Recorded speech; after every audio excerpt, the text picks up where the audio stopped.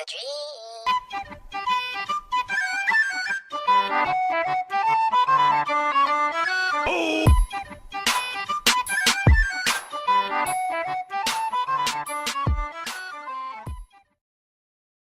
What shall this speech be spoke for our excuse? Or shall we on without apology? Is out of such prolixity, will have no Cupid hoodwinked with the scarf, bearing a Tartar's painted bow of lath, scarring the ladies look like a crow keeper, nor no without book prologue faintly spoke, after them prompter for our entrance. But let them measure us, but what will they be? We'll measure them a measure and be gone. Give me a torch. I am not for this ambling, but being heavy, I will bear the light. Nay, gentle Romeo, we must have you dance. Not I, believe me. You have dancing shoes with nimble soles.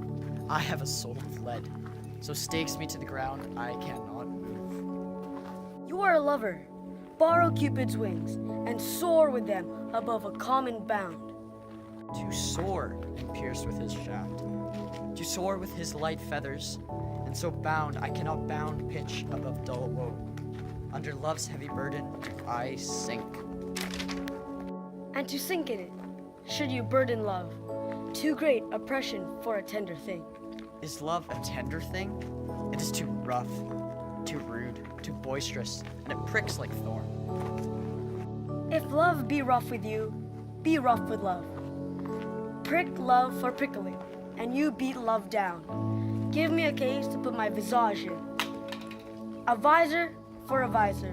What care I? What curious eye doth coat deformalities? Here are the beetle brows that blush for me. Come knock and after, and no sooner in, but every man betake him to his legs. A torch for me. Let wantons of light, of heart, tickle the senseless rushes with their heels. For I am proverbed with a grandsire praise.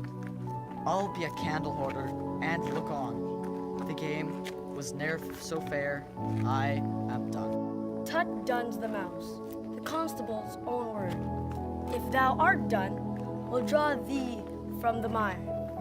If of this sir reverence love within thou sickest, I mean, sir, in delay, we waste our lights in vain, like lights by day. Take our good meaning, for our judgmental sits. 5 times that ear once are 5 wits. And we mean well by going to this mask, but 'tis not wit to go. Why, may one ask? I dreamt a dream tonight. And so did I, Well, what was yours? that dreams often lie. In bed asleep, while they do dream things true. Oh, then I see Queen Mab hath been with you. She is the fairy's midwife, and she comes, in shape no bigger than an agate stone, on the forefinger of an alderman, drawn with a team of little atomi. Over men's noses, as they lie asleep, her chariot is an empty hazelnut, maybe by the joiner squirrel or old grub. Time out among the fairy's coachmakers. Her wagon spokes made of long spinner's legs, the cover of wings grasshoppers, her traces of the smallest spider webs, her collars of the moonshine's watery beams, her whip of cricket's bones, and the lash of film. Her wagoner a small gray-coated gnat, not half so big as a round little worm, pricked from the lazy finger of a maid, and in this state she gallops night by night, through lovers' brains, and they dream of love. Or country's knees that dream on curtsy straight, or a lawyer's fingers who straight dream on fees, or a lady's lip who straight on kisses dream. Which of the angry mad would blisters plagues, because their breath with sweet meats are tainted are. Sometimes she gallops o'er and country's nose, and then dreams of smelling out a suit. And sometime comes she with a teeth's pig's tail, tickling a parson's nose with a lie's sleep.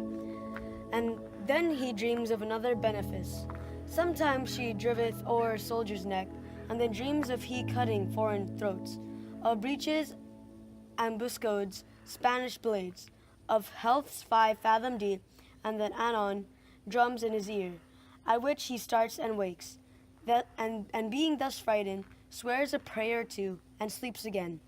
This is thy very mab, and that plats that manes of horses in the night, and the bakes the elf flocks in the foul sluttish hairs, which once untangled when misfortune bodes, this hag then maidens lie on their backs, that presses them and learns them to bear first to bear, making them women of good carriage.